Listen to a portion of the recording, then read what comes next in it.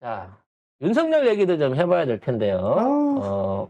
윤석열이 이제 웃기는 말을 하는 게 나는 인원이란 말을 모르고 써본 적도 없어라고 인원 얘기를 했는데 나는 진짜 내가 대한민국에서 나름 똑똑하고 작가라고 생각했는데 나는 진짜 이런 이해 못할 얘기를 처음 들어봤어요. 인원이란 말에 대해서 지시대명사로 안 쓴다는 뜻이다라고 얘기를 해갖고 인원이란 말이 지시대명사인가? 도대체 지시대명사란 게 여기 뭐 이런 거 빼고 다른 일반 명사가 지시대명사로 쓰인 적이 있었나 대한민국 언어에서? 윤석열이 나는 평생 인원이란 말을 써본 적이 없어 이러고 1분 후에 인원을 넣어가지고 지 말을 지가 부정을 했잖아요. 그러니까 석동현이가 자기도 조금 민망하지. 그러니까 뭐라고 얘기했냐면 아니 대통령은 이 인원 저 인원처럼 지시대명사를 사용하지 않는다는 의미로 얘기를 한 거다. 인원이란 단어는 사용한 거다. 인원이 라고 어떻게 얘기했는데 지시대명사야? 그러니까요. 저기요? 석변?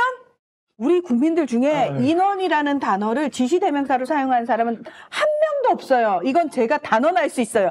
단 한 명도 지시대명사로 인원이란 단어를 사용하지 않습니다. 아니, 인원이라고 말했을 때 예를 들어 거시기는 지시대명사일 수 있어. 이거는 이제 공식적으로는 아니지만 거시기는 우리가 대충 이렇게 알아들어주는 걸로 해서 거시기까지는 지시대명사 있다고 치자고. 인원이란 말로 지시대명사를 쓴 사람이 우리 그 한민족 역사에 있었다 그러면 네가 처음인 거잖아요. 처음입니다. 네. 지시대명사는 뭐 이것, 어디, 무엇. 한국어도 뭐 몰라? 거. 국어도 모르냐고. 인원은 그냥 명사예요. 조만간 이제 석동현이 그렇게 얘기하겠죠. 윤 대통령이 말하는 인원은 사실은 인연을 얘기를 한 걸 발음을 잘못 들은 거다. 인연 전연 할 때 그 인연의 단어를 잘못 이해한 거다. 요런 방향으로 또 끌고 가지 않을까라는 생각이 듭니다. 입만 열면 구라입니다. 전부. 근데 이쪽 애들은 다 구라야. 다 구라야, 입만 열면. 다 구라입니다. 또 국회 봉쇄를 질서 유지 차원에서 한 거다라고 얘기하는데 출동했던 어떠한 군인 장교 사병도 질서의 질자도 못 들어봤다는 거예요. 질서 유지라는 말은 금시초문이고 대신에 국회 문 부수고 국회의원 끄집어내 요런 지시를 받았다. 모두 이렇게 얘기하고 있습니다. 국회에 투입된 군지휘관. 자, 김현태 707 특임단장, 이상현 1공수 여단장, 뭐 다 국회에 그 당시에 출동했던 현장 지휘관들이죠. 그리고 곽종근 전 특전사령관 역시도 계엄 당시 질서 유지라는 말을 들어본 적이 없다라고 이야기를 계속 했습니다. 구라를 치고 유지는 우리가 많이 들어봤지. 멤버 유지만 들었죠. 멤버 유지만 들었지. 우리가 질서 유지를 언제 들어봤냐고요. 네. 정말 어질어질하다. 아니 우리가 왜 이런 말도 안 되는 수준의 짓거리를 거를 가지고 해야 돼? 그러니까 이거 말장난하는 것도 아니고 이런 식으로 자기 입장을 대변한다고 치면 그따위 변호사를 쓰지 마. 차라리 주둥이를 꾹 닫고 모든 죄를 인정하고 그냥 받아들여. 자, 그동안 늘 논란이 됐던 게 이제 윤석열의 새로운 프레임이죠. 지금 특전사 사령관 인터뷰를 비롯해갖고, 우리 홍장원 자꾸 우리가, 홍장원 차장 관련한, 메모 내지는 진술을 통해가지고 내란을 민주당이 조작하고 있다라고 주장을 하잖아요. 그래서 얘네들이 홍장원 차장 공격한 게 뭐냐면, 대통령이 말했는데 왜 메모를 적다 말았냐는 거야. 대통령이 말하는 건데. 그래서 네가 그 당시에 정확하게 그 얘기를 들은 적이 없어갖고 메모를 네가 조작한 거지. 그렇게 구체적으로 체포 인력에 대한 얘기 대통령이나 소방사에서 들은 적이 없는데 네가 조작한 거지라고 몰고 가려고 그랬어요.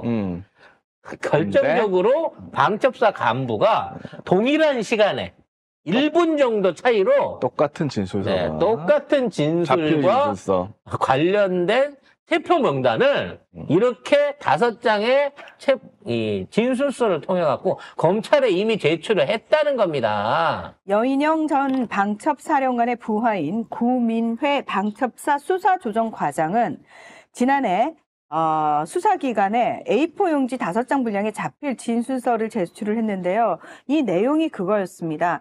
12월 3일 오후 11시 4분경 김대우 방첩사 수사단장으로부터 14명의 체포 구금 임무를 하달받았다. 그래서 그 똑같죠. 명단, 그 명단이 사실은 홍 차장이 받은 명단과 일치했고 전달받았던 시점도 정확히 일치하고 있다는 겁니다. 완전히 똑같아요. 이거는 완전히 그러면은 아예 다른 사람이 다른 곳에 있는 사람이 똑같은 거 받아 적었다. 그렇지. 이거 같은 지시를 받은 같은 거야. 놈이 같은 명단을 불러줬다는 거 아니야.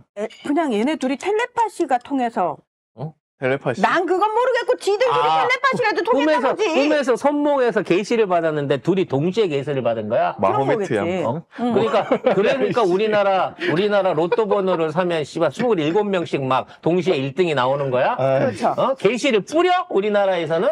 아니, 말도 안 근데- 되는 짓거를 하고 있는 거예요. 그러니까 지금 말도 안 된다고 듣기시잖아요. 저들이 지금까지 한 말 중에 말이 되는 게 있던가요? 자, 말도 안 되는 말은 저쪽에서 애들이 하는 겁니다. 자, 보세요. 뭐 어쨌다 저쨌다 뭐 너희들끼리 말을 맞췄지 이랬는데 지들이 말을 맞추고 있어. 김영현 이 새끼가 갇힌 아. 상태에서 이 각정군을 제외한 나머지 사령관들을 헌재 나가기 전날 이진우와 여인형 이진우가 여인형을 변호사를 보내갖고 지 변호사를 보내갖고 여러 번 마치 상대방한테 변호 수임하러 온 것처럼, 왜냐면 면회가 금지돼 있거든요.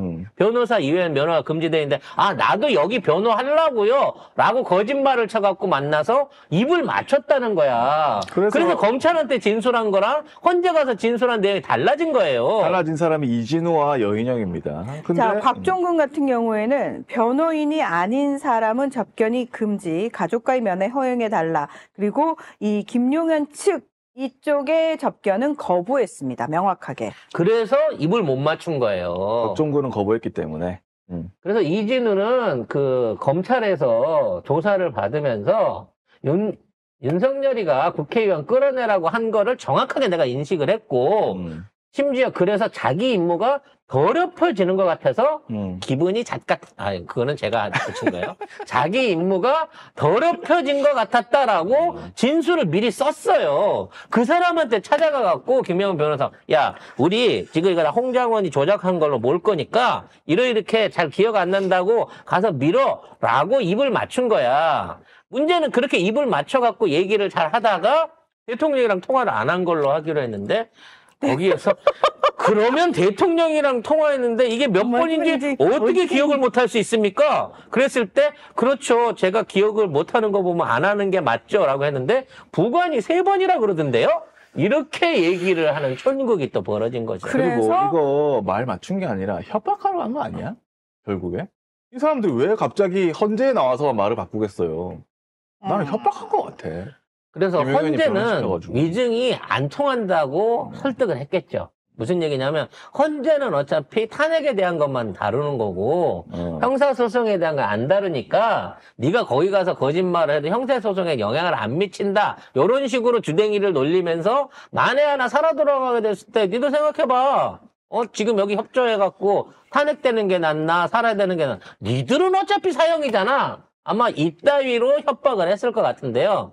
그럼에도 불구하고 돌아갈 다리를 끊어버리고 군인의 신념 내지는 본인이 한 말에 책임을 지고 있는 곽정근 사령관 같은 경우에는 정말 조금이라도 어느 정도라도 선처를 지금 해줘야 된다고 봐집니다. 거의 몇 안 되는 진짜 제대로 된 군인이에요. 공익 제보자입니다, 이분은 진짜. 자, 선관위 재투입 관련된 얘기도 있었습니다. 선관위 들어갔다 금방 나왔다 그랬거든요. 2시 13분까지 있어라. 시간까지 적어줬다고 합니다. 네. 자, 김용현은 12월 4일 새벽 1시 1분 이후 이때가 그 국회에서 그 계엄이 해제 의결이 된 딱 그 시점이죠. 빨리 나가야 된다고 계속 연락할 때죠. 그렇습니다. 그때 곽정근 전 특전사령관은 국회에 투입된 병력에게 부대로 귀환을 하지 말고 인근에 재집결하라는 지시를 내렸는데요. 요게 김용현이 그렇게 직접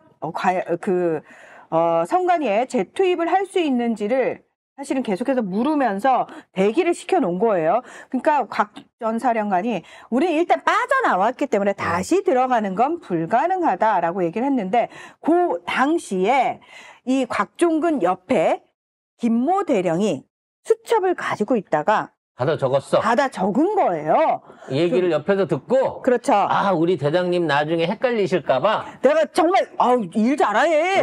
부관이 자, 그래야 새벽 실세 본인은 김용현 장관으로부터 새벽 2시 13분에 이런 지시가 나고 또 넣을 건지 대기하고 있어라. 또 넣을 수도 있으니까 라고 적었다는 거죠. 욕설 친절하게 욕설도 쓰고 나중에 다 수사받을 텐데 이런 것까지 굉장히 다 자세하게 썼다는 거죠. 그러면서 이 내용을 수사기관에 제가 그때 받아 적었는데요 이러면서 냈다는 거죠. 선관위 관련한 지시에 너무 어이가 없어서 꼭 기록해놔야겠다고 마음을 먹었다. 김모 대령이 그렇게 얘기했습니다.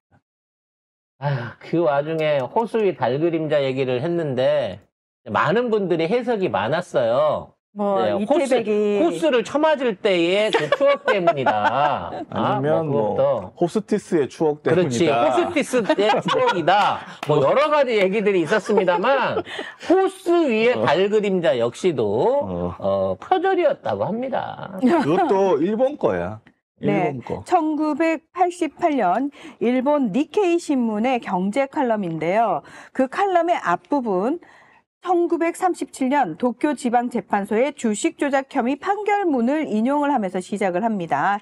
주식 가격의 정상적인 시세를 확장하려는 것은 이를 비유하자면 마치 물속에서 달 그림자를 움켜잡으려고 하는 것과 같다. 이는 하나의 주관적인 시도로서 어쩌면 허용될 수 있겠지만 모든 사람에게 적용될 수 있는 것은 아니다. 이런 내용인데 중요한 거는 이거 주가 조작 혐의가 무죄다, 무혐의다 이런 내용이거든요. 주가 조작 관련한 자료 찾아보다가 이 문구를 봤구나. 하필 일본 걸 봐줘. 그래서 일본에서 판사가 무죄 판결을 내리면서 마치 물속에 달 그림자를 잡으려는 듯하다 이런 비유를 썼거든요.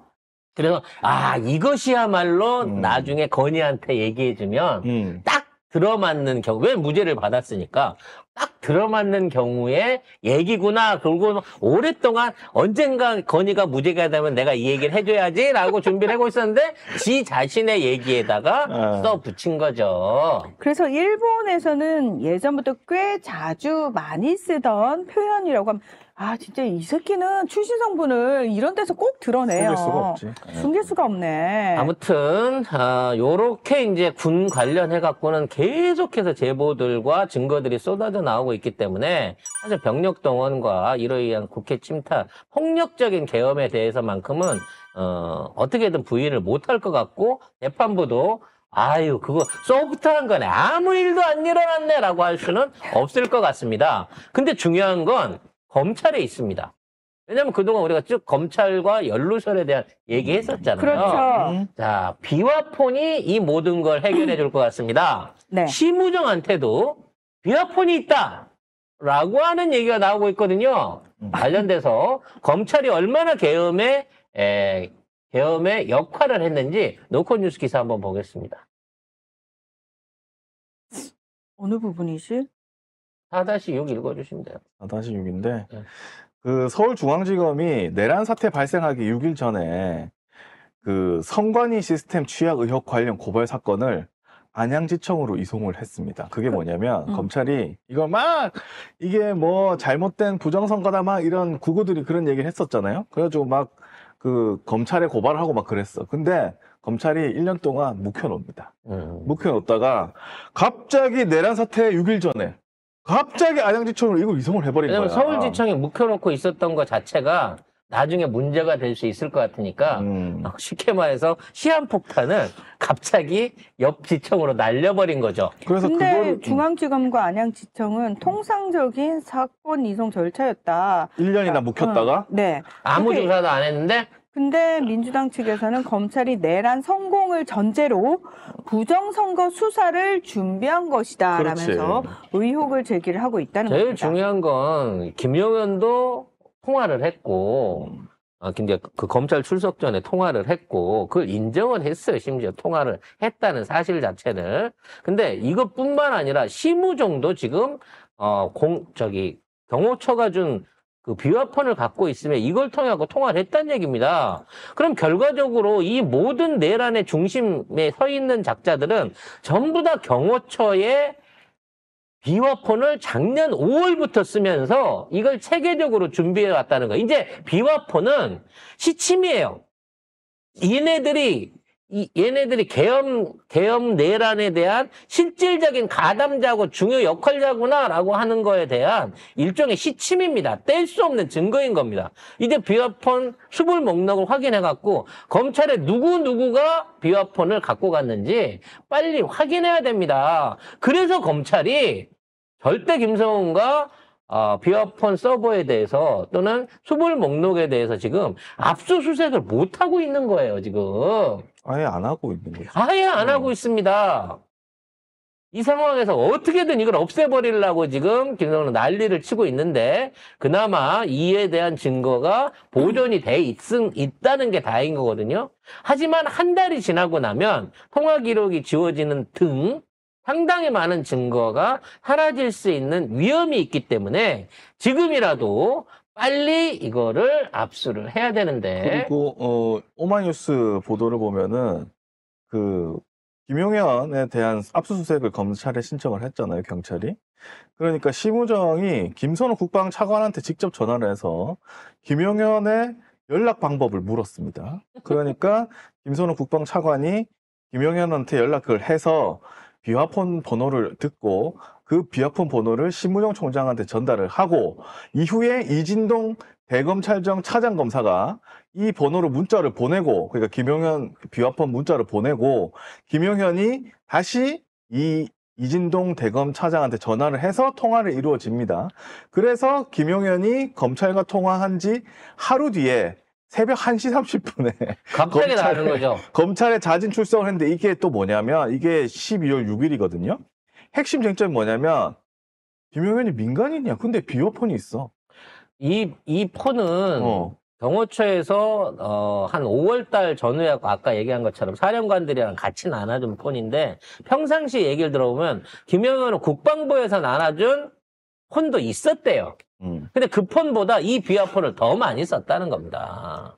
근데 장관에서 물러나고도 계속 비화폰을 쓰고 검찰에 통화까지 심지어 하고. 계엄 상황이 일어나갖고 수배를 받고 있는 상황에서도 계속해서 이걸로 뭔가 통화를 주고받았다는 겁니다. 그리고 이 모든 비화폰에는 뭐라고 설명이 붙어있다?